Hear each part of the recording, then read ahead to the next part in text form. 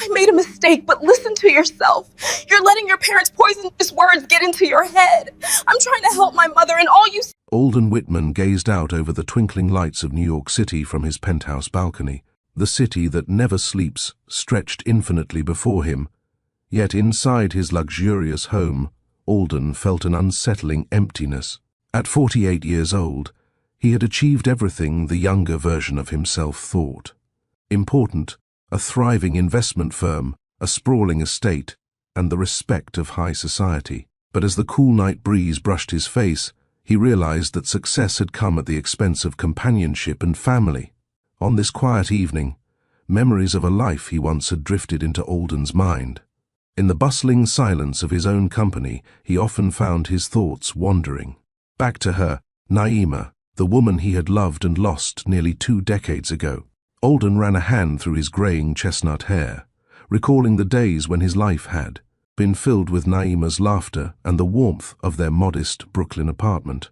Back then, before the wealth and ambition consumed him, he had known the simple joy of waking up beside someone who truly loved him. Despite the distance of years, Alden felt a pang of regret and longing. There was an old photograph he kept tucked in a desk drawer, one of him and Naima on their wedding day. Every so often, like tonight, he would pour himself a glass of scotch and gently trace the edges of that photo, as if trying to reach through time. In the picture, Alden's youthful face beamed with joy, beside Naima's radiant smile. They looked invincible, bound by love, despite all the challenges they faced. But life had proven otherwise. Alden sighed deeply and turned away from the dazzling skyline. All his money and power could not fill the void that Naima's absence had left in his heart. Nor could it silence the question that haunted him in the lonely hours. Did I make a terrible mistake letting her go? His phone buzzed on the patio table, jolting Alden from his thoughts. It was an alert about a successful deal closed earlier that day. Ordinarily, such news would thrill him, but tonight it felt meaningless. He realized that he had no one to share the triumph with. No wife waiting at home, no children laughing down the halls. The silence in his penthouse was deafening. Alden moved inside, shutting the balcony door on the vibrant city sounds. As he crossed the immaculate marble floor of his living room, he caught sight of the grand piano in the corner. It was pristine and unused, a decorative piece chosen by an interior designer. Naima used to play the piano, he remembered suddenly. She wasn't a professional, but she knew how to coax a sweet melody from the keys. How long had it been since music filled his home? He sank onto the leather sofa, setting down his untouched drink. On nights like this, the past felt closer than ever. Alden had spent years trying to bury himself in work to forget the pain of losing Naima, but time had only sharpened his remorse. The story of his broken marriage was one he had told no one. Not even his closest colleagues knew why he avoided talk of family. It was a secret burdened by shame. Alone with his thoughts, Alden whispered into the emptiness, "I'm sorry, Naima." He wasn't sure what he was apologizing for specifically. The fights, the harsh words on the day he left, or the 18 years of silence that followed, perhaps for all of it. His words vanished into the stillness, unanswered as always. Little did Alden know that silence would soon be broken. The past was not done with him yet, and the second chance he secretly yearned for was about to arrive in a most unexpected way. Before we continue with what happens next, I need to ask you something. Have you ever made a decision you regretted for years? A choice driven by pride or anger that cost you someone you loved? Alden is about to receive a call that will change everything. But the question is it too late for second chances? If you believe in the power of redemption and second chances, hit that like button right now. And if you want to see how Alden's story unfolds, subscribe and turn on notifications, so you don't miss what happens when the past comes knocking. Drop a comment below. Do you think some mistakes are too big to forgive, or can love truly conquer all? I read every single one. Now, let's find out what that life-changing phone call is about. 22 years earlier, the same Alden Whitman was a very different man. 26-year-old Alden was idealistic, rebellious in his own reserved way, and madly in love. He had met Naima Johnson on a rainy spring afternoon in Brooklyn, far from the polished offices and upper-crust circles he grew up in. Alden, slightly lost on his way to a charity event his mother had insisted he attend, found himself ducking into a small neighborhood cafe to escape a sudden downpour. There, under the warm glow of dim lights, he saw her, a young woman with deep brown eyes and an infectious laugh, balancing 2 hot coffees as she tried to shake the rain from her umbrella. Their first interaction had been clumsy and endearing. Alden offered to hold one of the cups as Naima struggled, resulting in a mix-up that left him holding a cup meant for her friend. They both laughed when they realized the mistake. Naima's laughter was musical and genuine, cutting through Alden's typically guarded demeanor. He ended up staying in that cafe far longer than planned, talking with Naima until the rain ceased and the sun set beyond the dripping windows. Though they came from different worlds, an undeniable connection sparked between them. Alden was the heir to a prestigious finance family, the Whitmans, with Ivy League education and a penthouse in Manhattan. Naima was a hard-working nurse who grew up in the Bronx, juggling night classes to further her qualifications. What she lacked in wealth, she made up for in determination and warmth. Over steaming mugs of coffee, they discovered a shared love for jazz music and classic literature. Naima teased Alden for his formal manners, playfully calling him Mr. Uptown, while Alden was captivated by her sincerity and the way she lit up when she spoke about helping people through her nursing. That chance meeting blossomed into a whirlwind romance. Alden found himself riding the subway to meet Naima after her shifts at the hospital, eschewing his private car and driver. They would stroll through Central Park on her days off, holding hands, beneath the cherry blossoms and trading dreams for the future. For Alden, Naima brought color and vibrancy to a life that had been planned and polished by his family's expectations. For Naima, Alden offered stability and kindness, a partner who listened to her stories at the end of a long day and respected her ambitions. It wasn't long before Alden knew he wanted to marry Naima. He proposed on a winter evening at the very same cafe where they met, nervously presenting a ring with a solitaire diamond flanked by tiny emeralds, modest but carefully chosen. Naima's eyes filled with tears of joy as she said yes, flinging her arms around him. In that moment, it felt like fate, 2 souls from different backgrounds choosing each other against the odds. Their wedding was a small ceremony at City Hall, intimate and simple, just as they both wanted.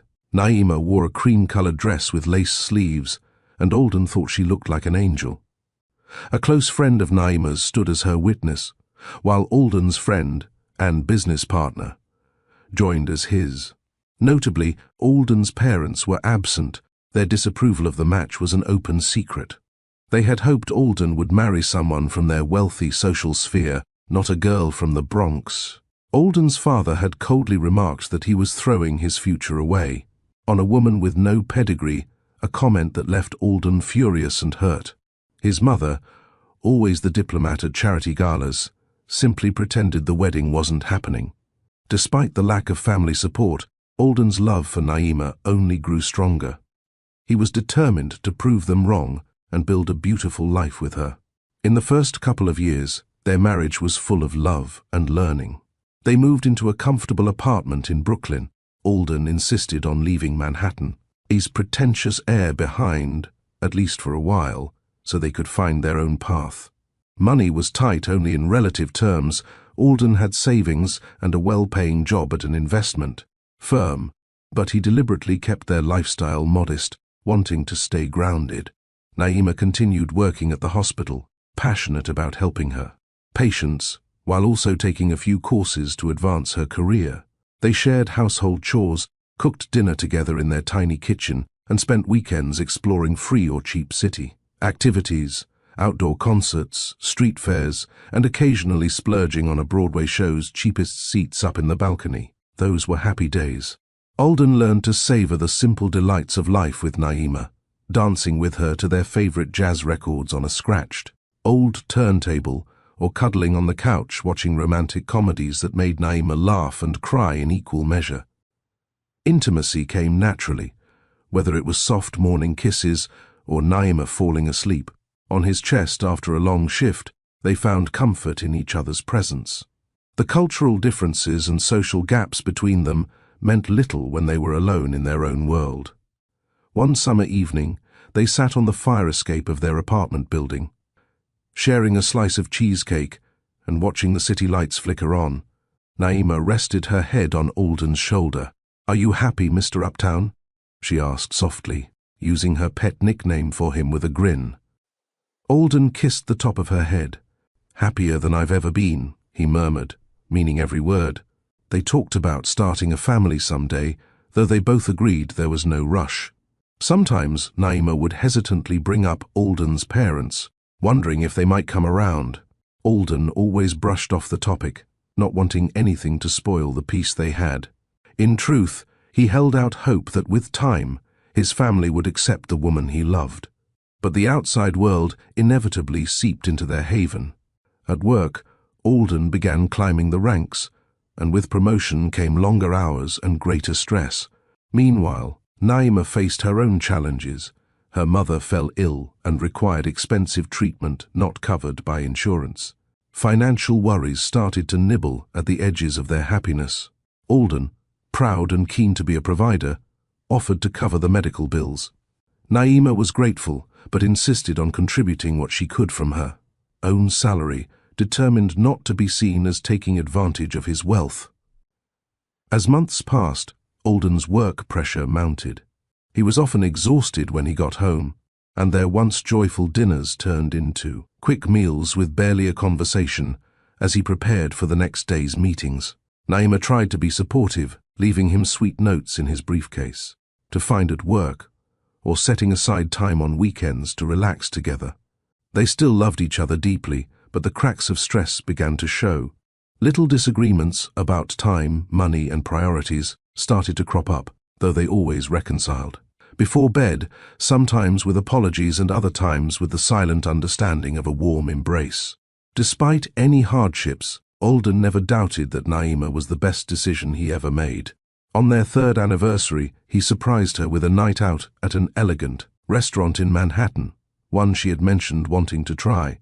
Dressed in a sleek suit and Naima in an elegant midnight blue gown, they looked every bit the picture of a successful young couple in love.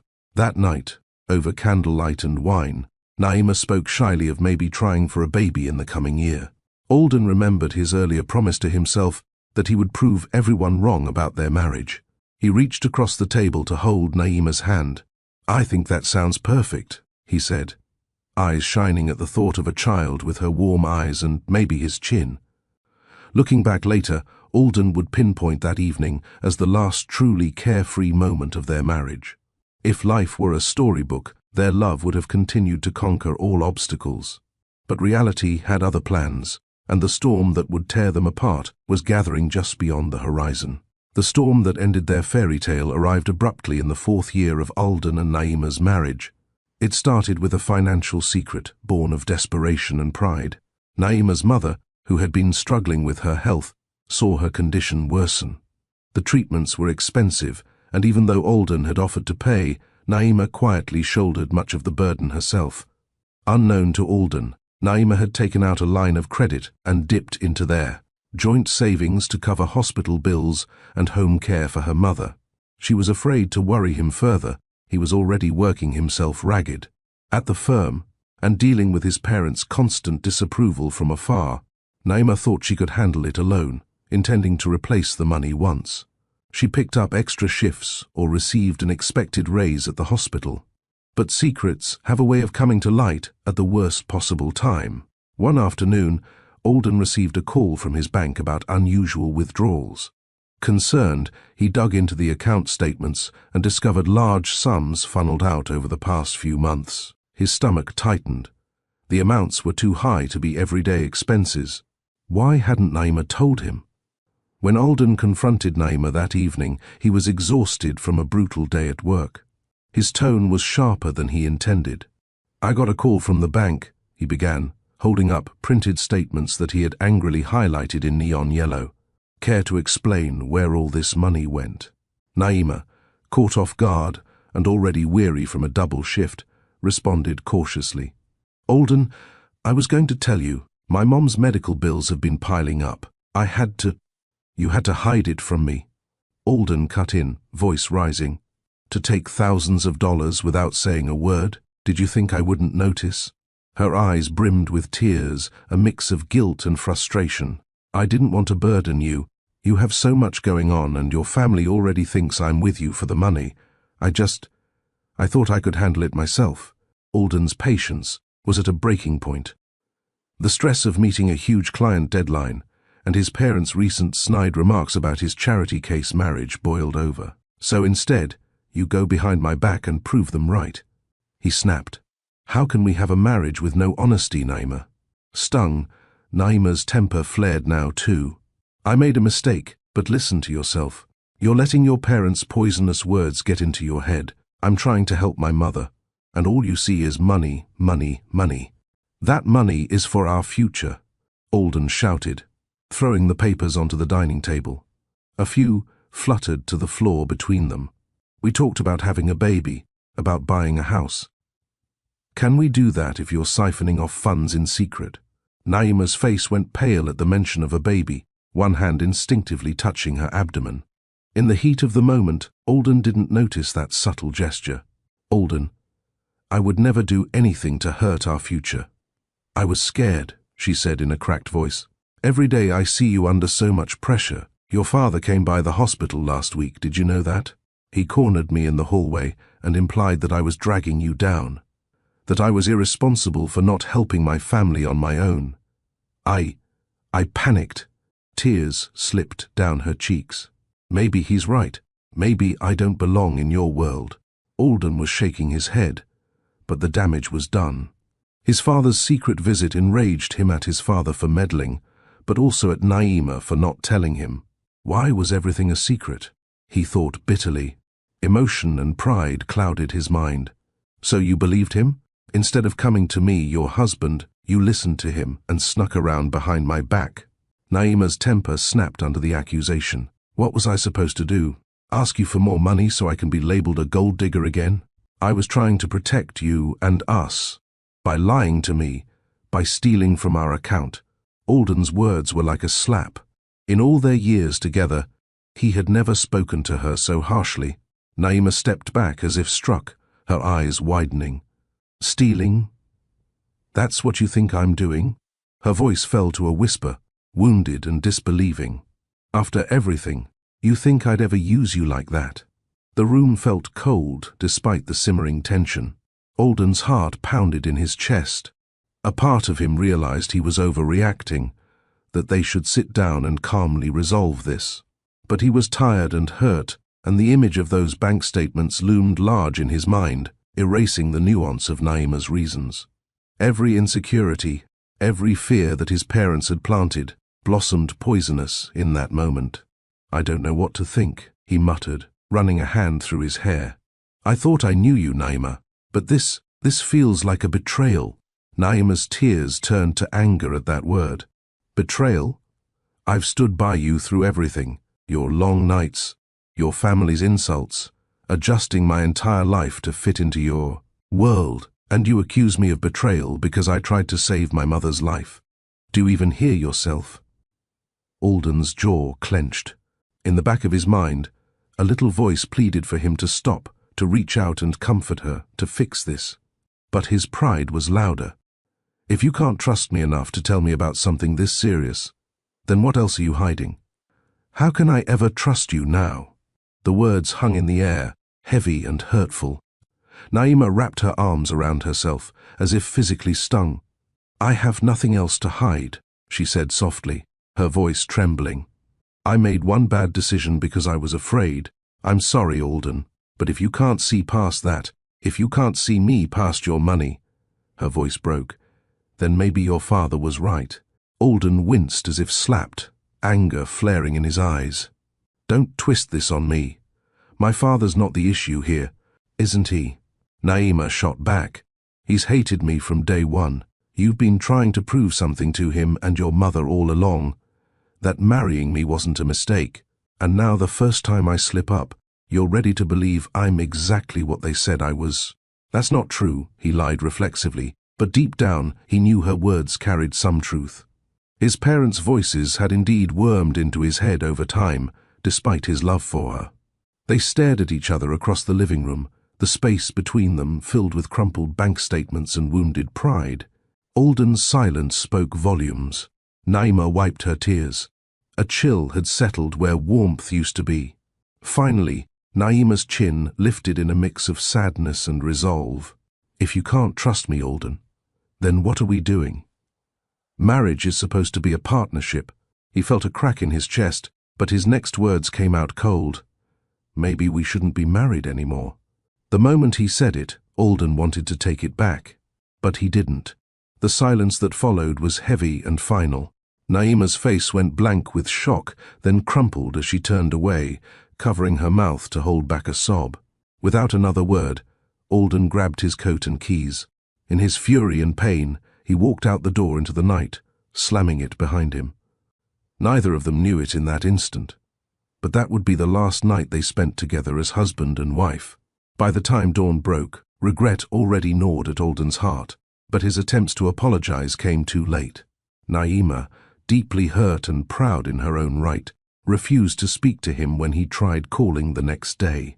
She needed time and space, but Alden misread it as rejection. Within a week, lawyers were involved, and Alden, equally stubborn and heartbroken, allowed the divorce proceedings to move forward. On the day the divorce was finalized, a gloomy drizzle fell over the city. Alden showed up at the courthouse alone, signing the papers with a numb hand.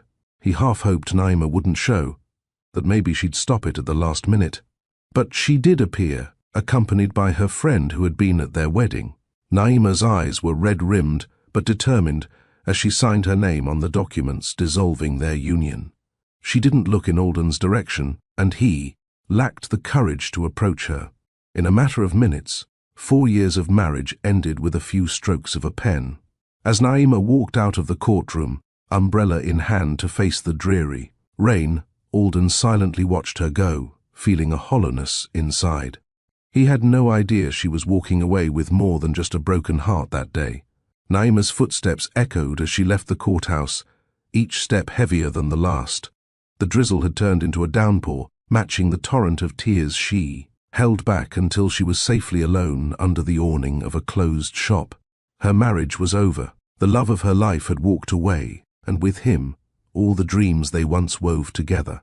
But fate had another twist for Naima, one that neither she nor Alden yet knew.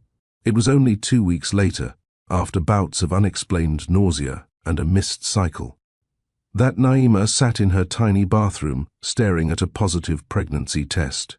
She was pregnant. A swirl of emotions overwhelmed her: joy, terror, confusion, and heartbreak. This should have been a moment of celebration shared with her husband, with Alden, lifting her in his arms, both of them laughing and crying tears of happiness. Instead, Naima found herself sinking to the cold tile floor, hand over her mouth as sobs finally came. What am I going to do?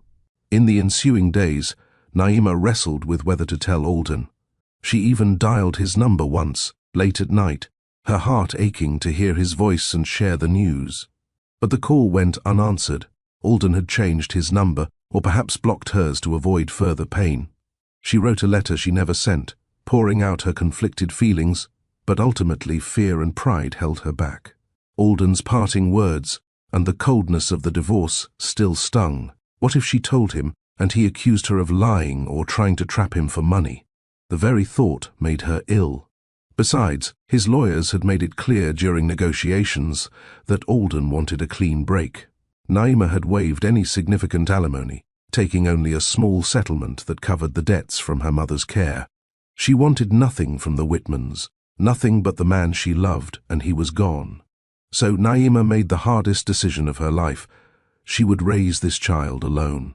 She wouldn't chase Alden down or beg for his support. Her child would be loved and cared for, even if it meant Naima had to work herself to the bone. Quietly, she left the apartment in Brooklyn that held too many memories, moving back to a cheaper place in the Bronx to be closer to her ailing mother. She returned to using her maiden name, Johnson, hoping to keep a low profile away from the Whitman family's sphere. If Alden wasn't going to be in their lives, it might be simpler if he never knew.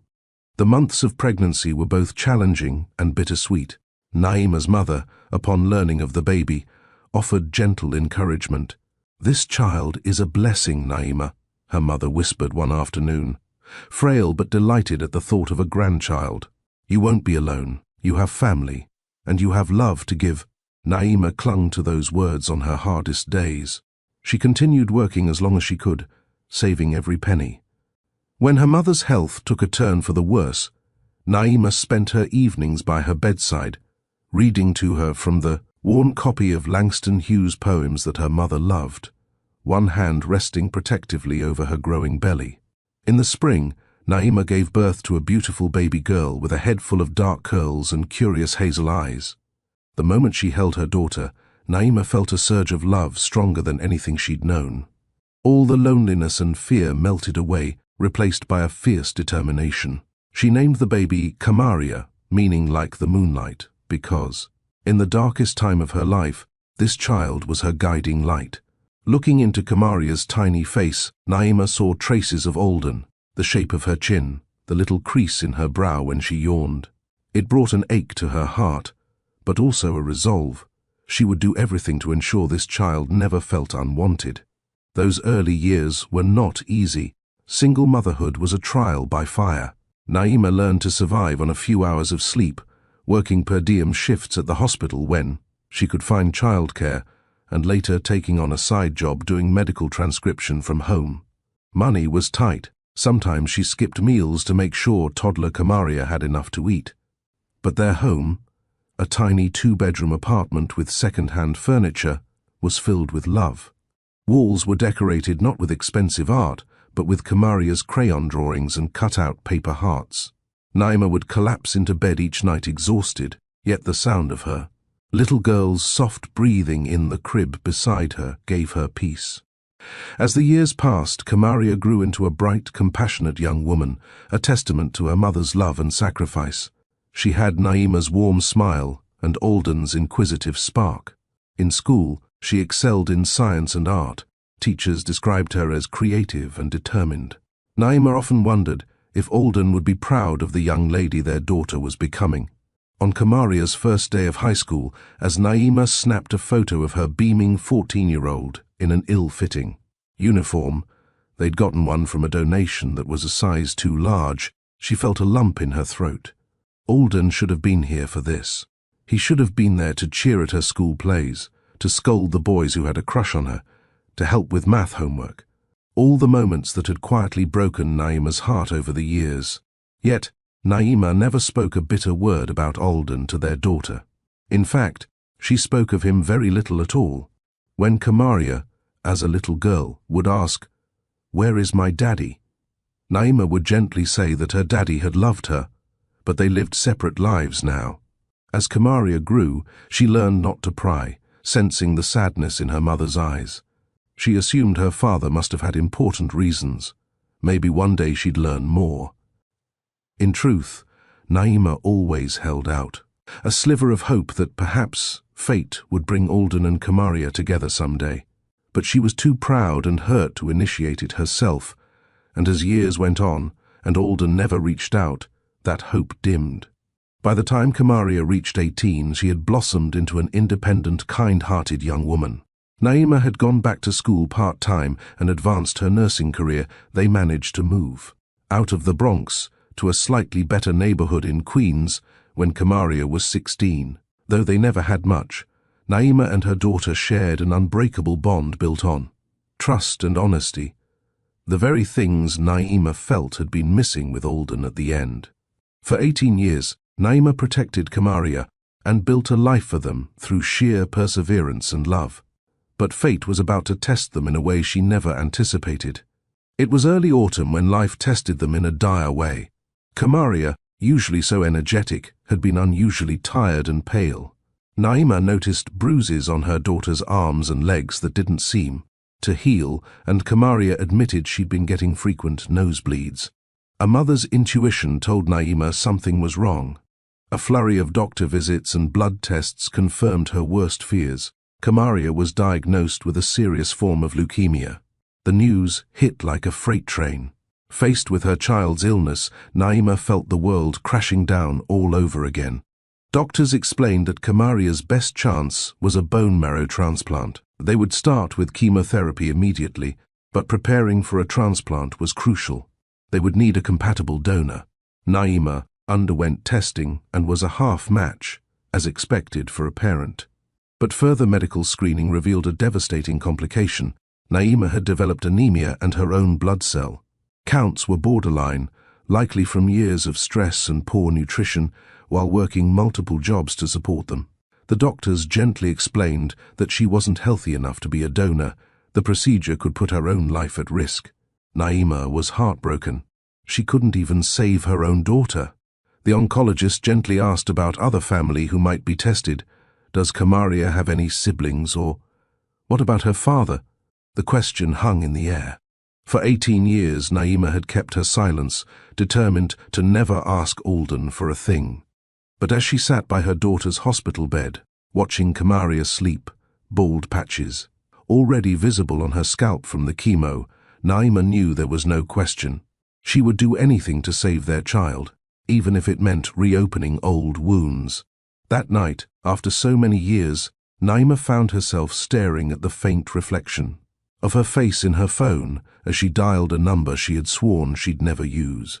Thanks to occasional news articles and the internet, she had kept track of Alden's career from afar. He was a public figure in the finance world now, contactable through his company. With trembling hands and a pounding heart, Naima made the call. Her voice wavered as she left a message with his secretary, asking if Alden could call her back, giving only her first name and number. She wasn't even sure he'd respond. To her surprise, he did. Late one evening, Naima's phone rang, displaying an unfamiliar number with a Manhattan area code. Steeling herself, she answered, "Hello?" A pause. Then a familiar deep voice, one she had not heard in nearly 2 decades, spoke her name uncertainly. Naima. Her breath caught. For a second, neither of them spoke. Naima closed her eyes, tears already pricking. She could envision him holding the phone, perhaps as stunned as she was. This wasn't how she had imagined speaking to Alden again, but life had left her no choice. "It's me," she managed softly. "Thank you for calling back." Alden cleared his throat. "Your message said it was urgent. Are you okay?" There was concern in his voice, cautious and distant, yet genuine. Naima opened her mouth to speak, but the words tangled. How did one even begin to bridge 18 years? She realized with a pang that he didn't even know about Kamaria at all. She had to tell him everything, and she had to do it quickly. Taking a deep breath, Naima began, voice trembling. "Alden, I'm sorry to contact you out of the blue. I wouldn't have if it wasn't important. It's about our daughter." Silence on the line. Then, a stunned whispered, "Our what?" In that heartbeat, the carefully separated worlds of Alden Whitman and Naima Johnson collided. The truth was out, and nothing would ever be the same for any of them. Alden sat at his desk late that night, the glow of the city lights casting long shadows across his spacious office. The contract he'd been reviewing for hours lay forgotten in front of him. His mind was elsewhere, replaying the brief, shocking conversation he'd just had. The voice on the other end of the phone had been unmistakably Naima's, older but still melodious beneath the tension. And her words. Alden's hand trembled slightly as he lifted a glass of water, taking a sip to soothe his dry throat. "Our daughter," she said. "We have a daughter." When his secretary had passed along a message earlier that a Ms. Naima Johnson had called, claiming an urgent personal matter, Alden's heart nearly stopped. At first, he thought it must be a mistake. That chapter of his life was long closed, or so he believed. Curiosity and an undercurrent of anxiety compelled him to return the call after his staff had left for the day. Nothing could have prepared him for hearing Naima's voice after 18 years, nor for the bombshell she delivered. Alden pressed his palms against his eyes, trying to steady the whirlwind of emotions inside him. Shock, disbelief, anger, guilt, and a strange blossoming hope all fought for space in his chest. He had a child, an 18-year-old daughter, that he never knew about. How was it possible? Memories of those final days with Naima flashed through his mind, the vicious argument, the pain in her eyes, the hasty divorce. Had she already been pregnant when they separated? The thought made him feel both ill and furious with himself. He recalled that night he confronted her about the money. She had touched her stomach at one point, hadn't she? He had been too blinded by rage to notice or remember clearly. A daughter. For a moment, Alden allowed himself to imagine what she might be like. Naima said her name was Kamaria. He whispered it aloud in the empty office, the name strange yet beautiful on his tongue. Did Kamaria look like Naima, with those soulful eyes and warm smile? Did she have his nose, or maybe his love of books? An ache grew in Alden's heart as he realized how many moments he had missed. Her first words, first steps, birthdays, school plays. 18 years of memories that he wasn't there for. His thoughts then turned to Naima's voice on the phone. She had been nervous and direct, her words urgent. She explained in brief strokes about their daughter's illness, leukemia, and the need for a bone marrow donor. Alden remembered the tremor in Naima's voice when she said, "I wouldn't have called you if it wasn't a matter of life and death." That single sentence erased any remaining hesitation in him. Whatever anger or betrayal he might have felt at being kept in the dark, it could wait. A young girl's life was at stake, his daughter's life, and Naima. After all these years, she had sounded scared. He had never known Naima to be easily frightened, and the fact that she was reaching out to him, of all people, told him just how dire the situation must be. Without a second thought, Alden resolved to help. A fierce protectiveness, like nothing he'd experienced before, surged up inside him. He picked up his phone again and called his driver, instructing him to be ready first thing in the morning. They would be going to the hospital up in Queens, where Naima said Kamaria was admitted. Alden wanted to race there that very night, but Naima had gently insisted he wait until morning. Visiting hours were over, and Kamaria needed rest after a chemo session. In truth, Naima likely also needed time to brace herself and their daughter for the meeting to come. That night, sleep eluded Alden entirely. By the time the sun rose, he had already steeled himself for the journey ahead. In a few hours he would be face to face with the past he thought he'd left behind, and meeting the daughter he never knew he had. He arrived at the hospital just as morning visiting hours began. His heart pounded with each step down the sterile hallway. What would he say to Naima? How could he even begin to apologize? And what about Kamaria? Would she even want to see him? She was practically an adult now, and he was a stranger to her. Near the door of Kamaria's hospital room, Alden paused, gathering his courage. Through the small glass window, he caught a glimpse inside, machines and forestand, a figure in the bed, and beside her, Naima sat holding the patient's hand. Even from behind, Alden recognized the slope of her shoulders and the gentle way she stroked the sleeping girl's arm. His throat tightened at the sight. Mother and daughter. My family, he realized with a swell of emotion. Taking a deep breath, Alden knocked softly on the doorframe and stepped inside. Naima looked up, and for a moment, time froze. Their eyes met for the first time in 18 years. Naima stood slowly, uncertainty written on her face. She was more mature now, with a few lines around her eyes and strands of silver in her dark hair, but to Alden, she was just as beautiful as the day he last saw her. "Alden," she whispered, as if saying his name too loudly might break the reality of the moment. He managed a faint, tremulous smile. "Hello, Naima." His voice came out hushed. For a heartbeat, they simply stared, 1,000 unspoken words passing between their eyes. Alden felt an overwhelming urge to take her into his arms, to comfort her, and be comforted, but he wasn't sure if that embrace would be welcome. Instead, he tentatively reached out a hand. Naima looked at it, then at him, and after a brief hesitation, she closed the distance and wrapped her arms around him. Alden exhaled, not realizing he'd been holding his breath. He folded her into a gentle hug, careful and respectful, yet filled with years of pent-up longing. "I'm here," he said softly, an apology and reassurance packed into those two simple words. Naima nodded against his shoulder before pulling back, eyes glistening. "Thank you for coming," she murmured, searching his face as if to gauge his feelings. Alden shook his head. "Of course I came. I wish it were under different circumstances." His gaze drifted to the frail figure lying in the bed. This was the first time he truly saw his daughter. Kamaria was propped slightly upright against the pillows, dozing. Her skin was pale, almost translucent, and dark smudges underscored her closed eyes. She had a colorful scarf tied around her head to cover the hair she had lost, and her slender frame looked so small amidst the hospital linens. Alden felt his heart twist painfully. She looked so fragile, yet he could see the traces of strength in her, the curve of Naima's jawline, and yes, the shape of his own nose and brow. There was no denying this was their child. As if sensing their presence, Kamaria's eyes fluttered open. For a moment, the room was silent, except for the soft beeping of monitors. The girl blinked, focusing on the two adults by the door.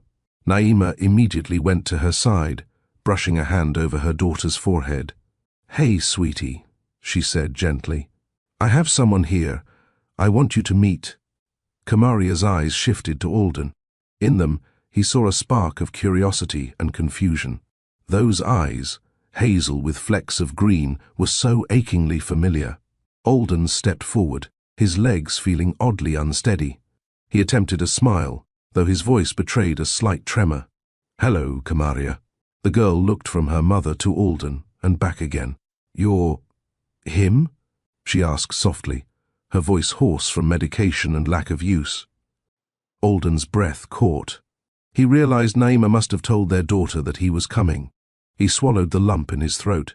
"Yes, I'm your father." Saying the words aloud broke whatever composure Alden had left. His eyes welled up as he moved to the bedside opposite Naima. Kamaria's gaze studied him intently. In her young face, he saw a lifetime of moments he had missed. "I'm so sorry I wasn't here sooner," Alden whispered, his voice cracking. "But I'm here now." Kamaria simply nodded, tears shining in her own eyes. She seemed at a loss for what to say, as was Alden. Naima gently squeezed her daughter's hand, providing silent support. Finally, gathering courage, Kamaria spoke. "Mom told me. You didn't know about me." There was no accusation in her tone, just a quiet statement of fact. Alden looked at Naima, who gave him a small, encouraging nod. He met his daughter's eyes, willing her to see the sincerity in his soul. "I didn't know," he affirmed softly. "Not until last night when your mother called. If I had, I promise you I would have been there. I never would have." His voice failed as emotion closed his throat. In that moment, Kamaria did something that took both her parents by surprise. She reached out a weak hand toward Alden.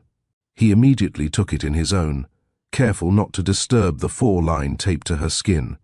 Her fingers were cool and delicate, but her grip was surprisingly strong as she held on to him.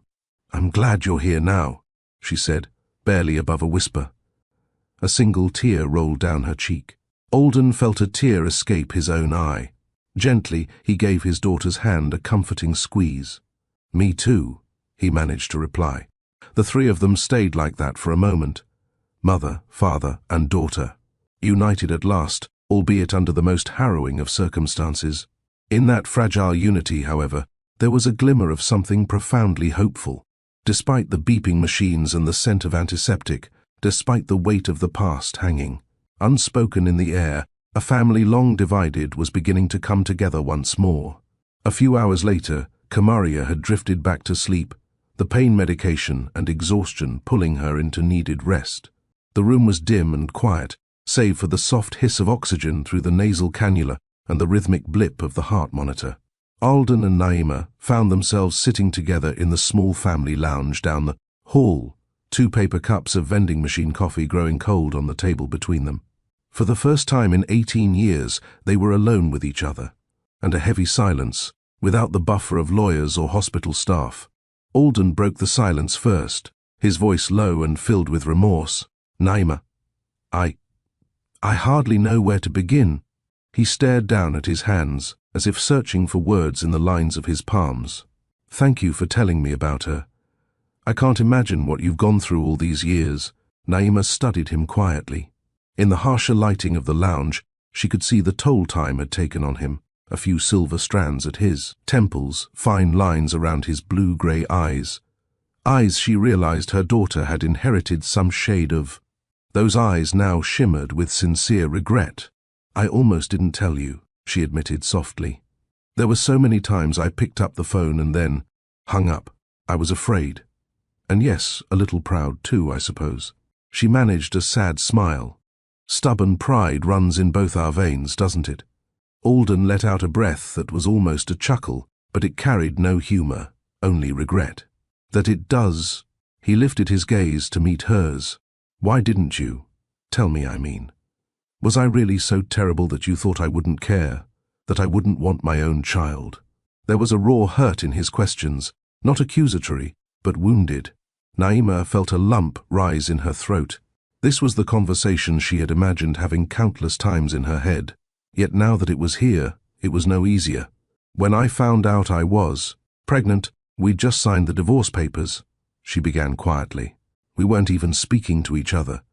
You tried to call once, I think, right after you left, but I couldn't bear to pick up.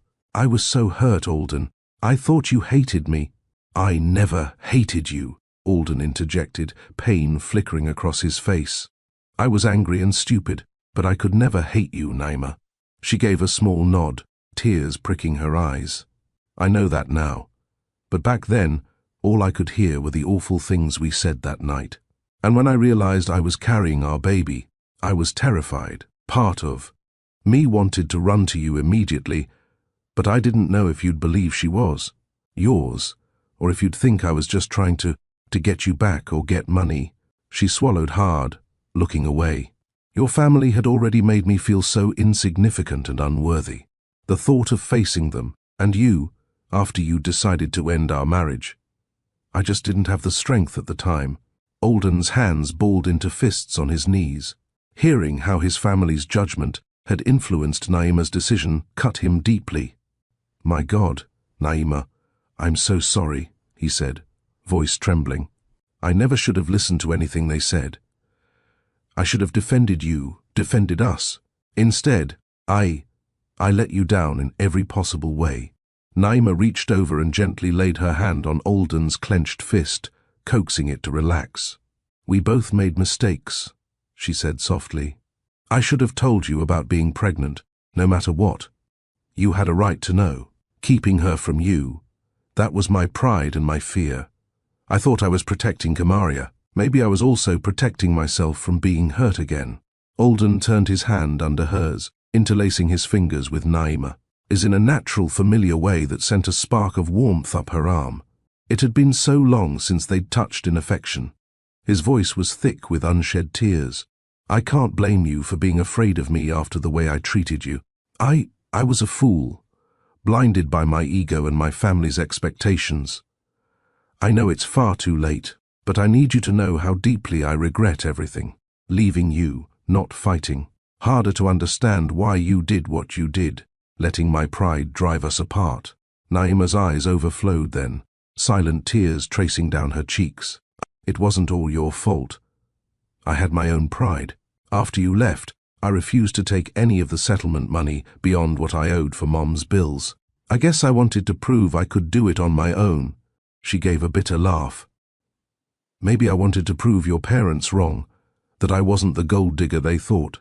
But in doing so, I made things harder on myself and on Kamaria than they needed to be." Alden wiped a hand over his face, a mix of anguish and admiration filling him. "I wish you had taken more. God, Naima, you both could have lived in comfort." "I didn't want your charity," Naima said, shaking her head. "At that time, money felt like the least important thing. I'd lost you. No amount of money could fix that."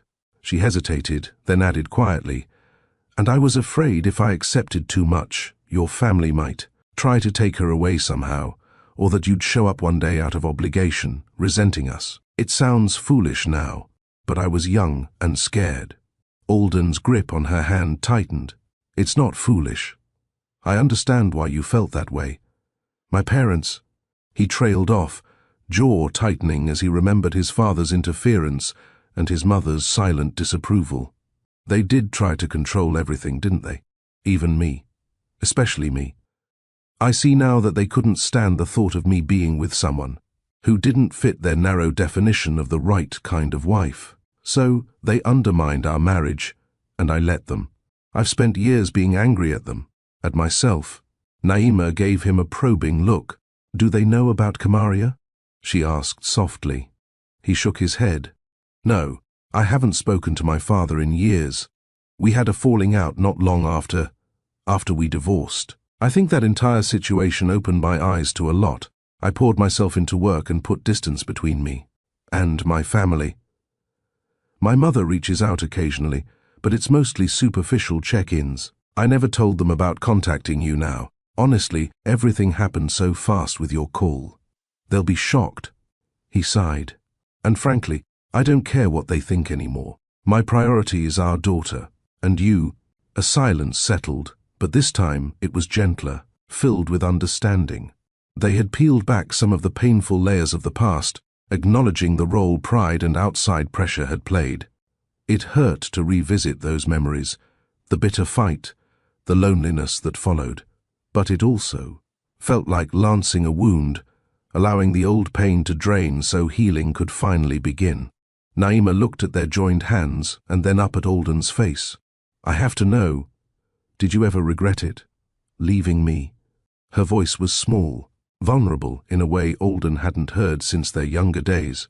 His eyes searched hers, earnest and shining. "Every single day," he confessed. "I tried to convince myself I'd done the right thing in that moment, but my heart knew otherwise. I regretted it as soon as the door closed behind me that night, but I was too, proud and ashamed to admit I was wrong. And after the divorce, I thought you never wanted to see me again. I forced myself to move on, but I never really did, not in here." He tapped his chest lightly. More tears slipped from Naima's eyes, and Alden gently caught one with his thumb, brushing it from her cheek in a tender gesture that made her heart lurch. It was astounding, the way after all this time, the intimacy between them could resurface so naturally. "I regretted it too," Naima whispered. "Even when I was angry, I missed you. But then Kamaria came, and she gave me a reason to keep going. She has your curiosity, you know. Always asking questions, always determined to solve problems. You'd be proud of her." Alden smiled, the first genuine smile that reached his eyes in a long time. "I already am. Just meeting her today. She's incredible, strong and smart. I could see that right away. That's you in her, Naima. You raised an amazing young woman." "She has some of you in her too," Naima replied, returning the smile briefly. But then her expression clouded with worry. "I'm so scared, Alden. I'm trying to be strong for her, but I'm so afraid of what could happen." Instinctively, Alden moved his chair closer and put an arm around Naima's shoulders. This time she didn't hesitate to lean into him, resting her head against his shoulder as she had done so many times years ago. It felt both foreign and familiar. "We're going to help her get through this," Alden said firmly. "I promise you. I'll use every resource I have, money, connections, the best doctors, whatever it takes. And I'll be there for both of you every step of the way." Naima closed her eyes, allowing herself for a moment to accept the comfort of his embrace. "Thank you," she whispered. "I can't do this alone anymore. I've been alone for so long." "You're not alone now," Alden murmured, holding her a little tighter. The weight of the past still hung over them, but for the first time they were facing it together rather than on opposite sides. In the quiet of that hospital lounge, Alden and Naima began to truly see how their pride and miscommunication had cost them years of happiness. It was a hard lesson, etched in tears and heartache, but acknowledging it opened the door to something they both needed: forgiveness, and the chance, however fragile, to start making things right. Over the next several days, Alden stepped fully into the role of a father, determined to be the rock that Naima and Kamaria needed. The hospital became a second home for him. Each morning he arrived early, often with fresh coffee for Naima and a small treat. For Kamaria, Though her appetite was weak, the gesture always made her smile. He quickly became a familiar figure to the nurses, who nodded kindly at the suited man constantly at his daughter's bedside, reading aloud from her favorite novels, or consulting in low tones with her doctors. One afternoon, Dr. Patel, the lead oncologist, met with Alden and Naima in a small conference room to discuss the next steps. "The good news," she said, managing a warm smile, "is that Mr. Whitman, his HLA test results came back, and he's a half match for Kamaria. Parent-child matches are usually half, not ideal compared to a full match sibling, but with modern protocols. A haploidentical bone marrow transplant from a parent can be very successful." Alden let out a breath he hadn't realized he was holding, and reached for Naima's hand under the table. She gripped it tightly. "So you can use my bone marrow?" he asked. Dr. Patel nodded. "Yes. We'll proceed with a transplant as soon as Kamaria is ready. She'll need to undergo another round of chemo to prepare, and we'll collect your stem cells in the meantime.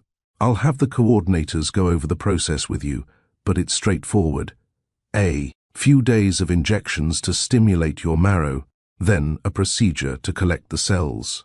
It's not without some discomfort, but typically donors recover quickly." "I'll do anything needed," Alden replied firmly. "Whatever it takes." After the meeting, as they walked back to the hospital room, Naima squeezed Alden's hand and whispered, "Thank you." The enormity of what he was doing, donating a part of himself to save their child, left her deeply moved. Alden simply responded, "She's my daughter too. I'm grateful I can do something for her." With the transplant plan in motion, a subtle shift happened in the dynamic of the little family. Alden's presence was no longer that of a guest or outsider. He was becoming a caregiver and protector. One evening, as a light snow fell outside, winter was approaching, Alden found himself alone with Kamaria, while Naima went home to shower and rest properly for a few hours.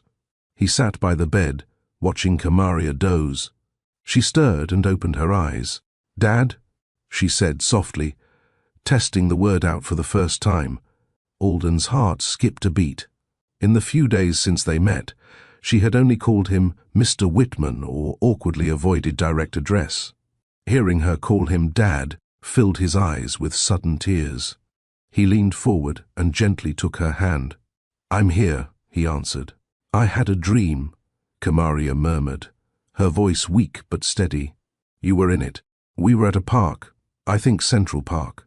Mom was there too. We were having a picnic. It felt so real, like we were a family." Alden pressed her hand to his lips, unable to speak for a moment. He imagined the scene she described, something so ordinary, yet so precious, a memory that never got the chance to exist. "We never took you for a picnic in Central Park," he said, his voice thick. "But we will. Once you're all better, I promise we'll make that dream come true." Kamaria gave a small smile. Her face was pale and thinner than it should have been, but in that smile, Alden saw all the possibilities of what could be. "I'd like that," she whispered. They talked quietly for a bit, about little things. Alden discovered that Kamaria loved to draw and that she had a sketchbook in her bag. When he handed it to her, she blushed and said, "They're not very good." But as he flipped through the pages, Alden was amazed. She had her mother's artistic eye. There were sketches of people on the subway, flowers in the window of their apartment, even a portrait of Naima reading a book with a pensive expression.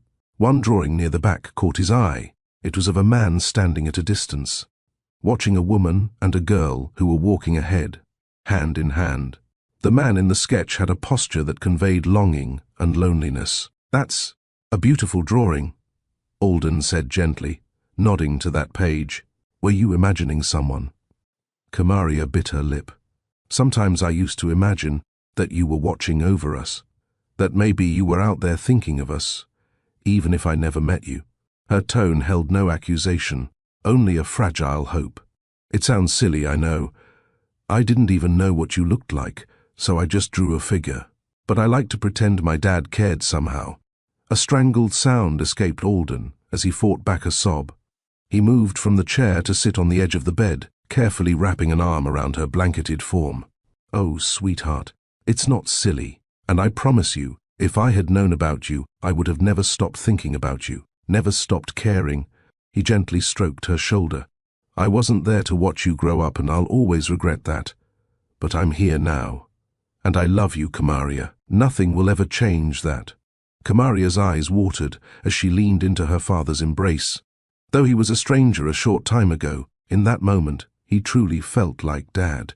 "I love you too," she whispered, voicing the words with the simple honesty of a child who had yearned her whole life to say them. Pause for just a moment. If this scene hit you right in the heart, you're not alone. Kamaria just called Alden Dad for the first time, a word she's waited 18 years to say, and a word he never knew he needed to hear. If this moment moved you, please hit that like button. It helps this story reach others who need to hear it. And here's my question for you. If you were Naima, standing outside that door watching this moment, would you forgive Alden? Could you let go of 18 years of hurt and give him another chance? Drop your honest thoughts in the comments. Team forgiveness or team move on? Let's discuss, because what happens next between Naima and Alden will surprise you. If you haven't subscribed yet, do it now, because this story isn't over, and the best part is still coming. Outside the door, Naima stood quietly, having returned in time to witness this tender exchange. Her heart swelled as she watched Alden hold their daughter. The sight of them together, father and daughter bonding at last, was enough to bring tears to her eyes. She thought of all the nights she had stayed up, praying for a miracle for Kamaria. Perhaps this was part of that miracle too. Not just the healing of the body, but the healing of hearts. Later that night, as Kamaria slept peacefully, Alden and Naima sat. In a pair of chairs by the window, a soft lamp casting a warm glow. They spoke in hushed tones about lighter topics, the funny quirks Kamaria had as a toddler. She had been obsessed with a purple dinosaur toy, the time she tried to help cook and ended up covering the kitchen in flour. Naima chuckled at the memory, demonstrating with her hands the chaos of a 3-year-old chef. Alden laughed along, though his eyes were misty. He could picture a tiny girl with flour on her cheeks, and oh, how he wished he had been there to see it. Between these gentle stories, there were pauses where Alden would simply gaze at Naima, marveling at her strength. "You did all of this by yourself," he said at one point, shaking his head in admiration. "She's wonderful, Naima. You've done an amazing job." "I had help here and there," Naima demurred, thinking of her mother's early support, and the friends who had pitched in, but she did smile, pleased at his praise. "Thank you. That means a lot. I always tried to imagine what you'd want for her, education, opportunities. I did my best." Alden hesitated, then said, "I mean to be here for both of you from now on. That is, if you'll have me around." He looked down, almost shyly. "I know I can't erase the past. I just hope I can contribute to the future." Naima reached out and touched his arm. "You're here now. That's what matters." She gave him a reassuring squeeze. "And I can see how much Kamaria already cares for you. It's like a missing piece of her life fell into place overnight." She paused, then added with emotion, "For both of us, really." They shared a warm glance that spoke volumes. They had been two incomplete souls for a long time. Now, with their daughter, his well-being as the focal point, they were finding wholeness again. In the days that followed, Alden took on every responsibility he could. He dealt with insurance and billing headaches with ease, using his resources to make sure Naima didn't have to worry about expenses. He insisted that Naima go home periodically to rest, and when she protested that she didn't want to leave Kamaria's side, Alden gently urged, "Let me take the night shift. I'll call you if there's any change." "You need sleep, Naima." His caring but firm tone reminded her so much of the old Alden, who always tried to take care of her, and she found herself nodding gratefully. True to his word, Alden was there late at night, reading financial news on a tablet under the dim lights, glancing up every few minutes to watch the steady rise and fall of his daughter's chest as she slept. One night, the nurse walked in on a touching scene, Alden softly humming a jazz lullaby, the very same tune Naima often hummed. while Kamaria drifted to sleep holding his hand.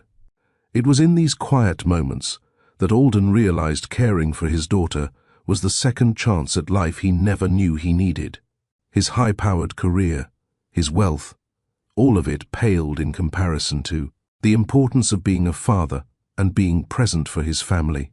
Each day brought them closer to the transplant day, and with each day, the bonds between father, mother, and daughter grew stronger.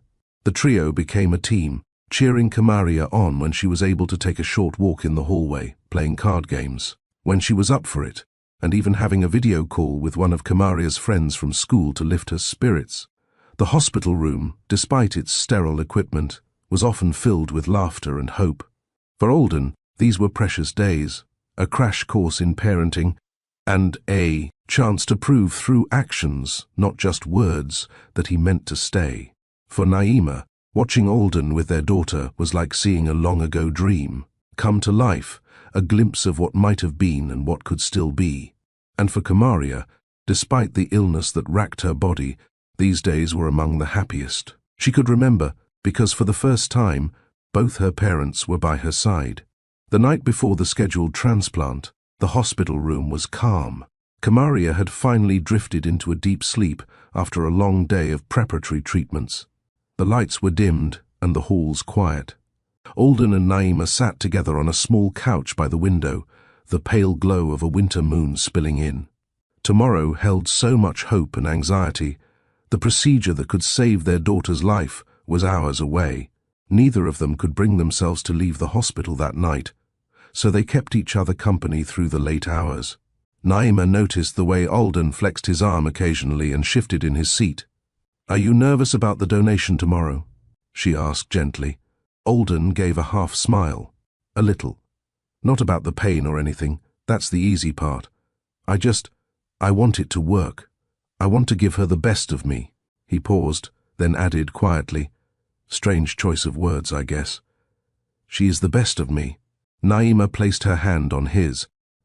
"She's the best of both of us." She took a breath. "I'm a bit nervous too. For you. You're going to be under anesthesia for the harvest, and I won't be able to be in two places at once, with you and with her." Alden turned his hand to clasp hers reassuringly. "I'll be fine. They'll put me under after they get her ready. I made sure of that, so you can be with her until she falls asleep for the transplant. I'll be coming out of it around the time she's getting the marrow." He managed a light tone. "Besides, I expect to wake up to both of my girls doing just fine." His confidence made Naima smile. "Your girls," she repeated softly, liking how it sounded. She looked down at their joined hands. "You know, I haven't really asked, but how have you been, Alden? All these years?" Alden tilted his head, studying her face. "Honestly, I kept busy with work, made more money than I knew what to do with, traveled to all the places we talked about visiting together, but it was empty without someone to share it with." He hesitated, thumb gently stroking the back of her hand. "I tried dating a little, here and there, but I never remarried. It never felt right. I kept comparing everyone to you." Naima's breath caught. She hadn't expected him to lay his feelings bare so plainly. Her own heart pounded in her chest. "I didn't date anyone seriously," she admitted quietly. "Between raising a child and work, I didn't have time. And part of me," she bit her lip, "part of me never moved on either." Hearing those words, Alden felt a warmth bloom in his chest. Gently, he reached up with his free hand and brushed a strand of hair away from Naima's face. His fingers lingered, caressing her cheek. "Sometimes I wondered if I'd built you up in my memory, if no one else could measure up because I was remembering only the good times. But seeing you again, you're even more incredible than my memories." His voice was hushed, earnest. Naima felt tears in her eyes, but they were not sad tears this time. They were born of a tender joy and relief. "I'm not the young dreamer you knew, Alden. Life humbled me in a lot of ways. You're stronger, wiser, even more beautiful," Alden whispered. He leaned in slightly, heart pounding at the closeness. "Being here with you, despite everything, feels like I've been given another chance to do right by you, by our family." Naima's eyes searched his. The wall of time and pain that had separated them was crumbling, brick by brick, under the weight of their honesty and enduring affection. "It does feel that way," she murmured. Alden's gaze flickered to her lips and back to her eyes, silently asking permission for something both of them had longed for in the quiet of their hearts. Naima answered by closing the small gap between them, her hand moving up to rest against his chest where she could feel the rapid thrum of his heart. Their lips met in a soft, tentative kiss, a gentle brush that quickly deepened as years of pent-up emotion flowed between them. It was as if no time had passed at all, and yet it was also richer, flavored by everything they'd been through.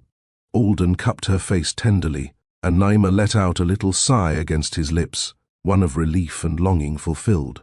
In that kiss, they found both the ache of lost time and the promise of a hopeful future. When they finally parted, Naima kept her forehead against Alden's, her eyes closed as she savored the feeling of being in his arms again. "I've dreamed of this," she confessed, voice trembling slightly. "So many nights I dreamed you'd come back to me." Alden wrapped his arms fully around her, drawing her into the circle of his embrace. "I'm here now," he whispered, echoing the words he'd said when he first arrived at the hospital. But this time, it meant even more. It wasn't just physical presence, it was an emotional commitment. "And I'm not going anywhere, Naima. I love you. I never stopped." A quiet sob of happiness escaped her as she buried her face against his shoulder. "I love you too, Alden. I think a part of me will always love you, no matter what." They held each other close on that little couch, the world outside the window blanketed in snow and moonlight. In the stillness they spoke in murmurs, of regrets, of hopes, of what they wanted to rebuild together once Kamaria was well. Alden apologized again for the pain he caused, and Naima found it in her heart to truly let the bitterness go, telling him she forgave him. She apologized for shutting him out of their daughter's life, and he too offered forgiveness, understanding why things happened the way they did. As the first light of dawn crept into the sky, they realized they had spent most of the night talking and holding each other. It felt like catching up on a lifetime. Their hearts were reconnecting in trust and love, stitching together the wounds of the past with threads of compassion and understanding. Before the nurses came in to prep Kamaria, Alden brushed a soft kiss on Naima's forehead and smiled. "We should probably behave ourselves in front of the staff," he joked, gently, realizing they were still entwined in each other's arms. Naima laughed quietly, a lightness in her eyes that hadn't been there in years. "They might already suspect we're a package deal," she teased back, squeezing his hand once before they stood up. "Good," Alden replied, taking a deep breath as he looked toward his sleeping daughter. "Because that's exactly what we are now. A family, a package deal. And I'm going to spend the rest of my life cherishing that if you'll let me." Naima looked at him, her heart full. "I will," she said simply. In that tender dawn moment, their hearts fully found each other again, stronger and more resilient than before. Whatever came next, the transplant, the recovery, they would face it together, as partners, as parents, as soulmates reunited. Dawn, on the day of the transplant, arrived with a blend of nervousness and quiet hope. The medical team moved with focused efficiency. Alden was taken to one floor to undergo the bone marrow harvest, while Naima stayed by Kamaria's side as the girl was prepped for the infusion that could save her life. Before they wheeled Alden away, Naima squeezed his hand and pressed a kiss to his forehead. "We'll see you soon," she said bravely, keeping her voice steady. Alden gave her a reassuring smile, though his eyes betrayed a hint of worry, not for himself, but for the procedure's outcome. He mouthed, "I love you," as they separated, and Naima's heart swelled with love and fear all at once. The hours that followed were some of the longest of Naima's life.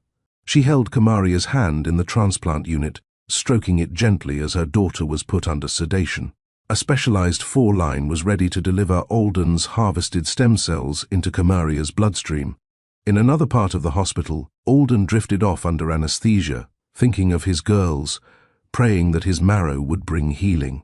By early afternoon, the transplant was complete.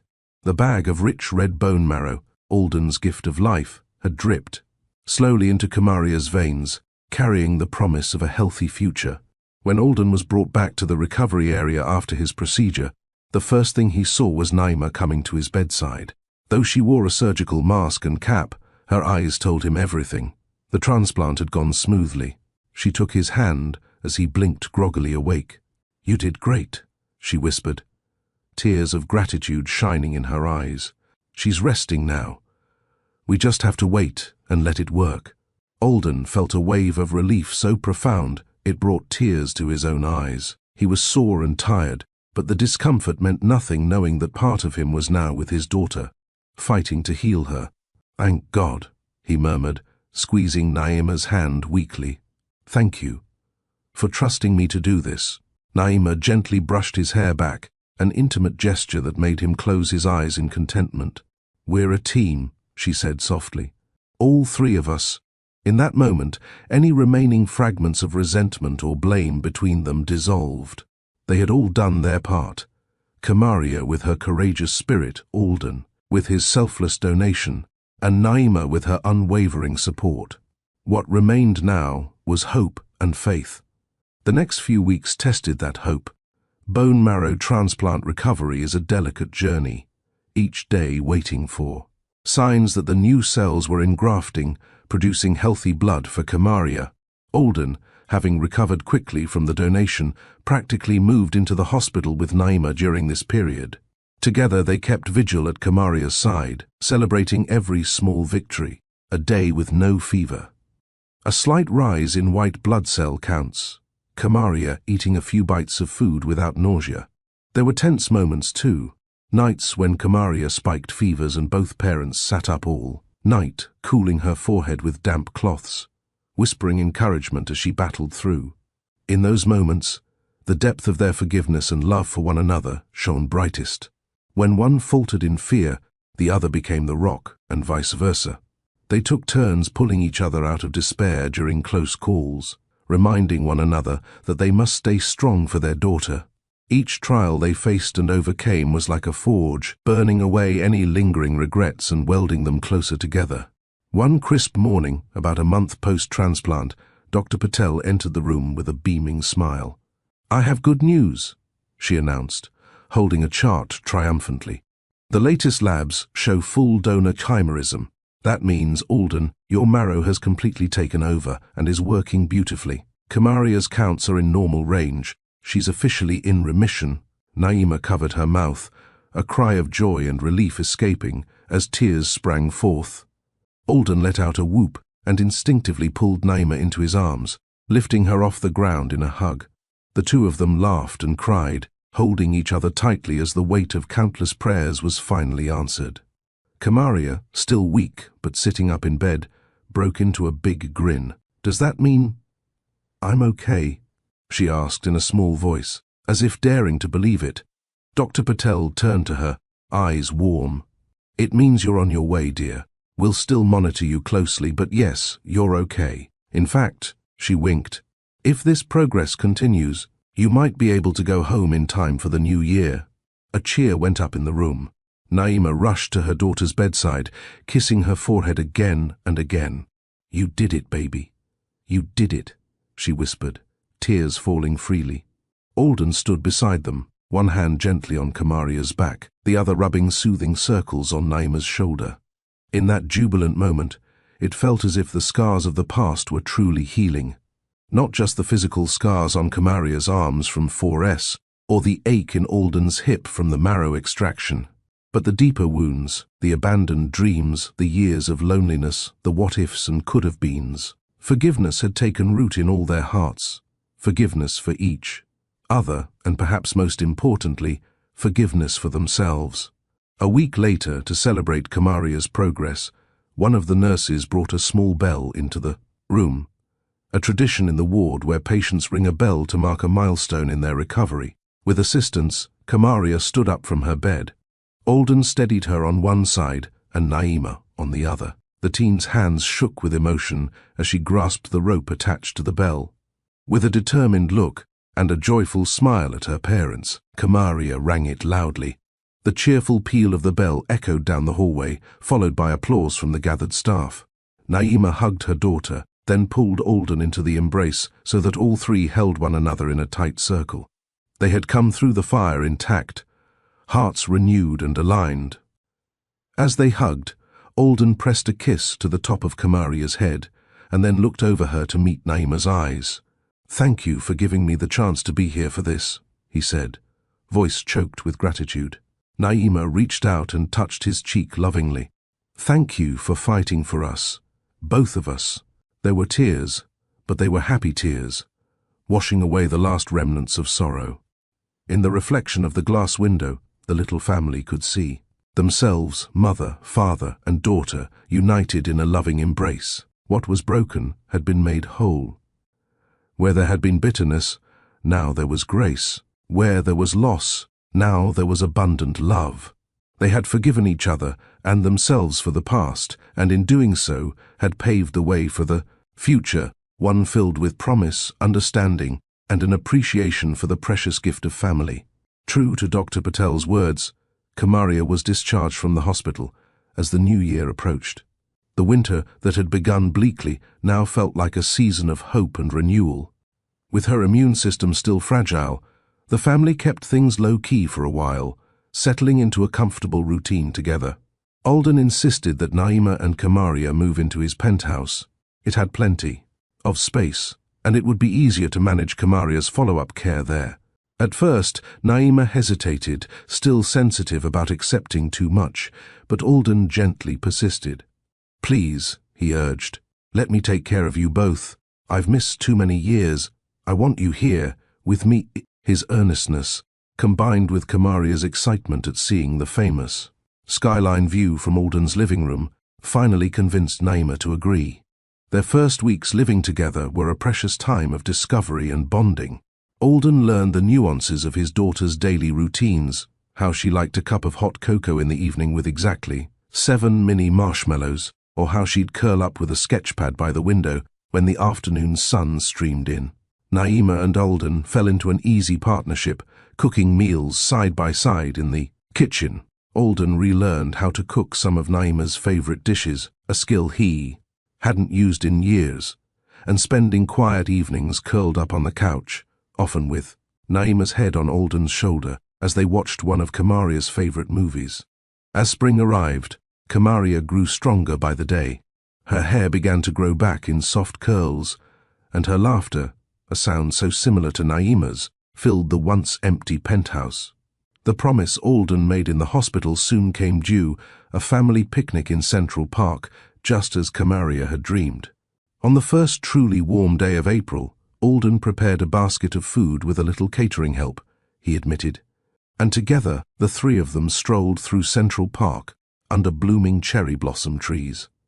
They found a lovely spot by a small lake, where ducks paddled and children laughed in the distance. A checkered blanket was spread, and for a blissful afternoon they enjoyed simple pleasures, sandwiches, fruit, and the sight of Kamaria, cheeks flush with health, chasing a butterfly with the energy of someone reborn.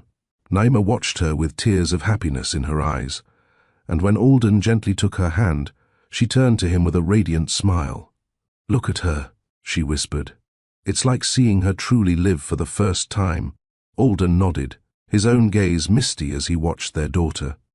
"Thank you, Naima," he said suddenly, turning to face her fully. She looked at him with gentle surprise. "For what?" "For bringing her into this world, for raising her into this amazing young woman, for giving me a chance to be a part of it now." He lifted her hand to his lips and pressed a kiss to it. "I know I can never get back the years I lost with both of you, but I promise, I'll spend the rest of my life making up for it." Naima's heart swelled. "We're just happy to have you with us now. That's enough, Alden. You've already done so much."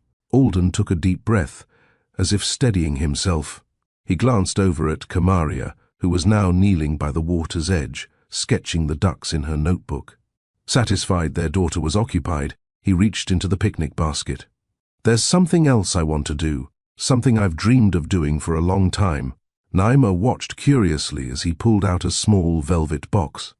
Her breath caught as he opened it to reveal a delicate ring, a solitaire diamond flanked by tiny emeralds. She recognized it at once, It was the same ring he had given her when he first proposed over 20 years ago. She had returned it to him the day they decided to divorce, leaving it on his desk with tears in her eyes. She never knew what had become of it. "I kept it," Alden said, as if reading her thoughts. His voice was thick with emotion. "I could never bring myself to sell it or even tuck it away. It stayed in my desk drawer all these years, a reminder of the happiest day of my life, and the biggest mistake I ever made, letting it go." Tears brimmed in Naima's eyes as Alden got down on one knee right there on the picnic blanket. "Naima Johnson," he said, voice wavering with joy, "you gave me your heart once, and despite everything, you have mine forever. Will you marry me again? Will you let me spend our days making you and our daughter happy, as a family, the way it was always meant to be?"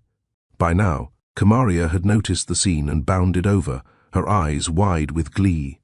"Mom," she squealed in a hushed whisper, practically bouncing on her toes despite the lingering traces of fatigue in her frame. "Say yes." Naima laughed through her tears, one hand covering her mouth in astonishment and overwhelming happiness. She looked at Alden, the man who had hurt her, yes, but also the man who had grown, atoned, and proven his love beyond any doubt, the father of her child and the love of her life. There was no trace of hesitation in her heart. "Yes," she answered, her voice clear and strong. "Yes, of course I will marry you." A cheer rang out, not just from Kamaria, who threw her arms around her parents, but also from a few passerby in the park who had stopped to watch the romantic scene unfold. Alden slipped the ring onto Naima's finger, his own hands shaking with happiness. The fit was perfect. It always had been.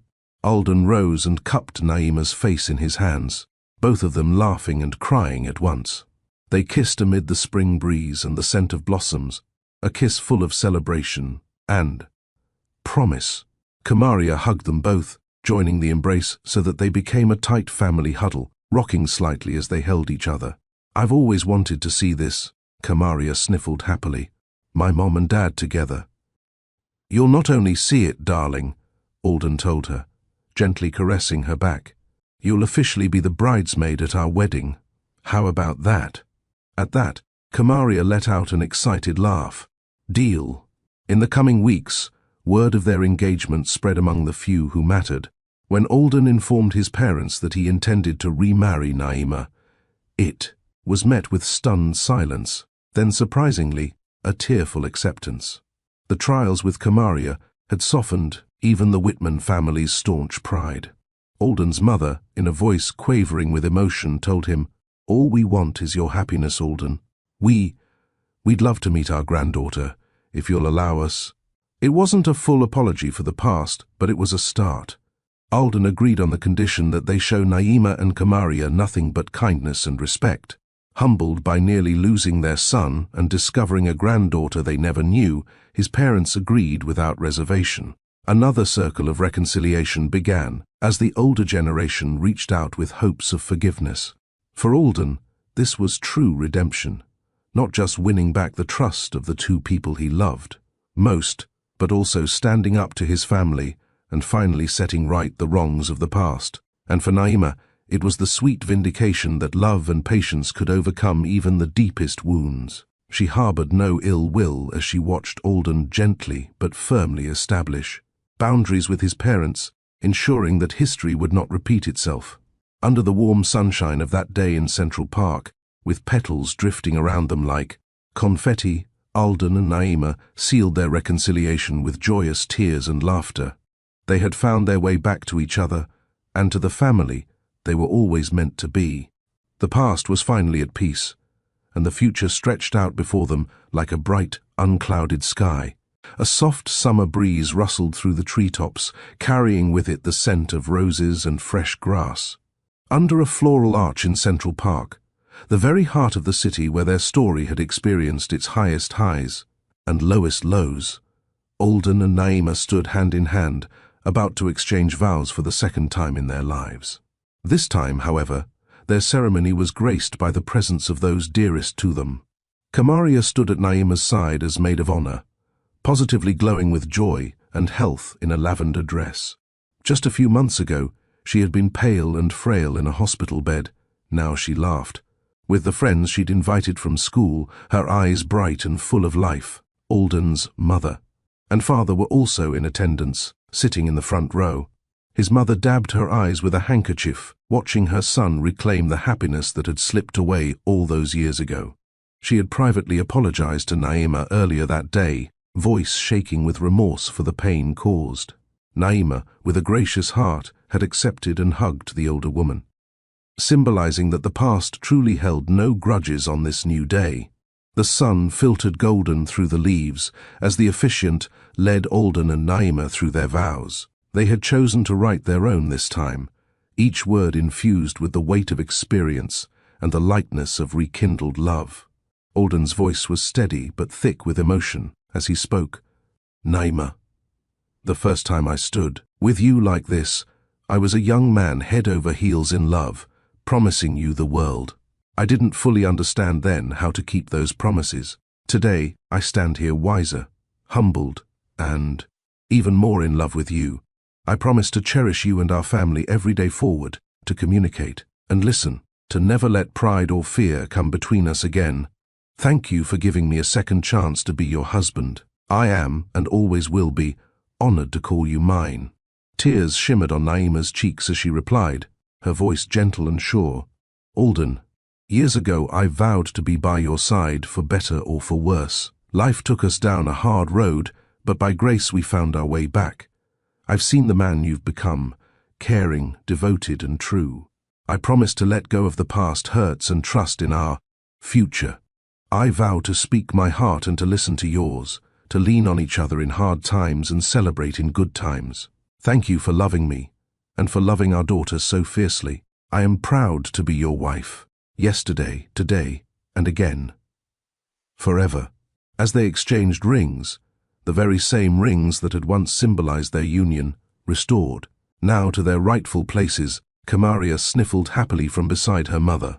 Alden brushed a joyful tear from Naima's face, and with a radiant smile they shared. A sweet, heartfelt kiss as the officiant pronounced them husband and wife once more. Their gathered friends and family erupted in applause and cheers.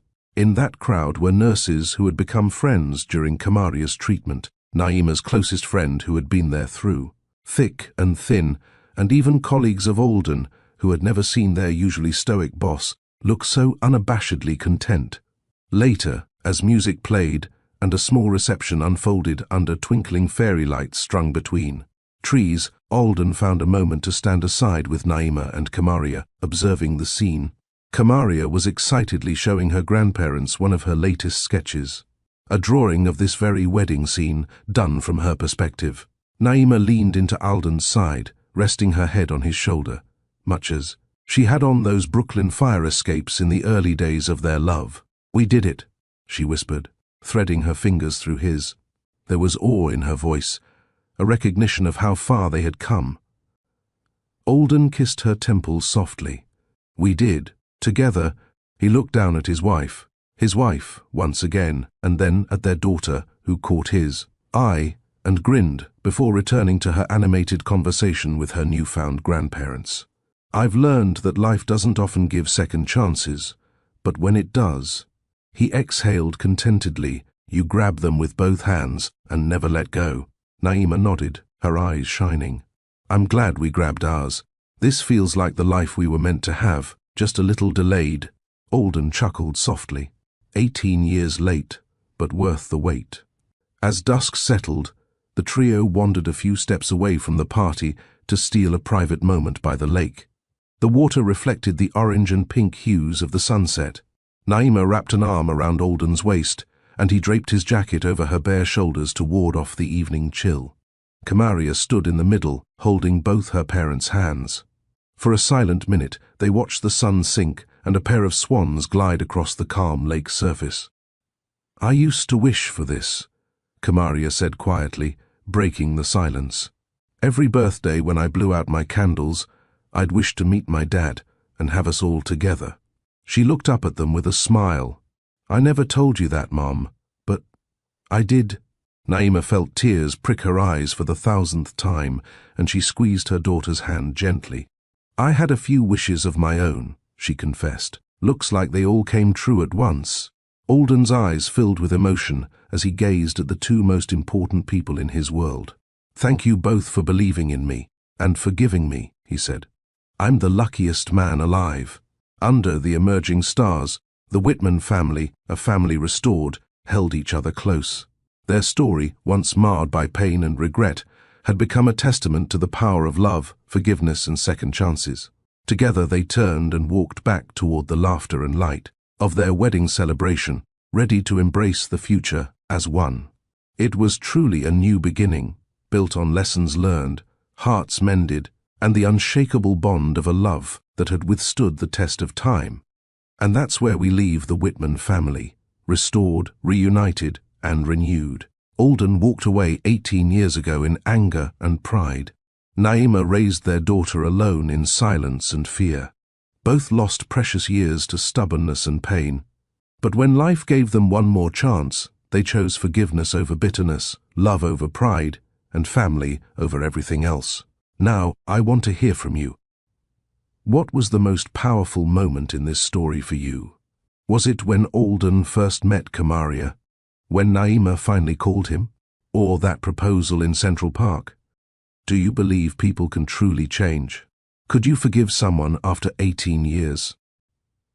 Have you ever gotten a second chance, or wish you had? Share your story in the comments below. Your words might inspire someone else who's struggling with forgiveness or regret. If this story touched your heart, like this video to help it reach someone who needs hope. Today, subscribe for more powerful stories about love, redemption, and second chances. Share this with someone who believes it's never too late to make things right. Remember, pride can cost you years. Forgiveness can give you a lifetime. Thank you for being here. Until the next story, choose love, choose forgiveness, choose family. What will your second chance story be?